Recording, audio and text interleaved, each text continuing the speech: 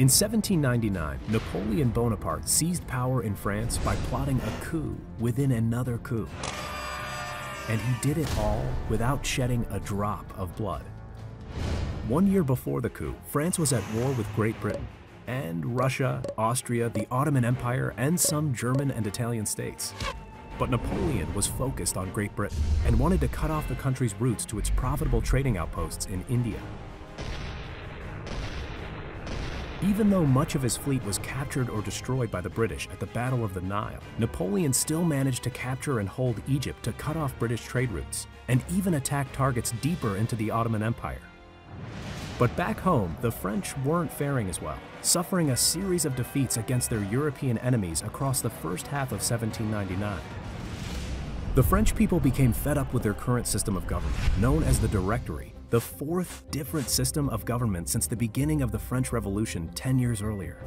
The Directory system included two legislative bodies, the Council of 500, a chamber of elected men that proposed laws, and the Council of Ancients, 250 elected men over 40 years old that approved laws.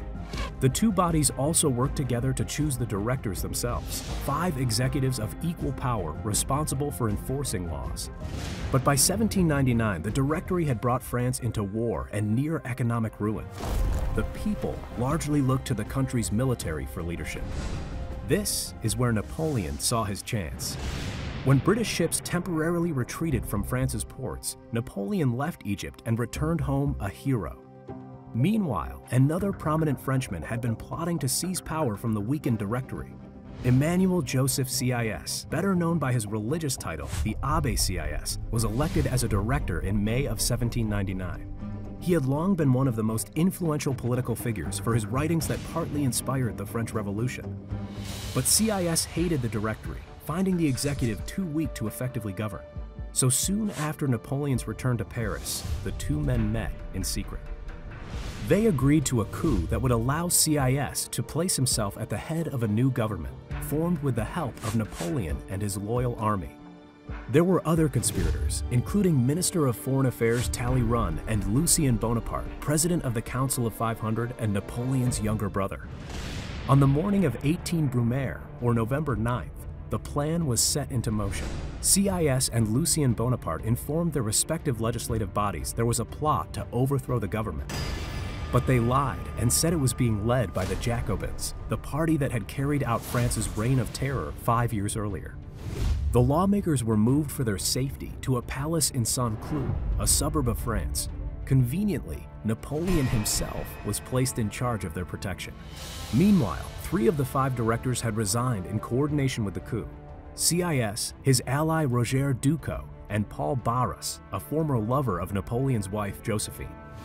Talleyrand had been given 2 million francs to bribe Barras to resign, but he resigned on his own, so Talleyrand just pocketed the money for himself. The next day, the Council of Ancients were receptive to Napoleon's argument that the government needed to be reorganized, but the Council of 500 needed more convincing. So Napoleon marched into their chamber with grenadiers by his side. The legislators erupted in anger, some charging at Napoleon with daggers.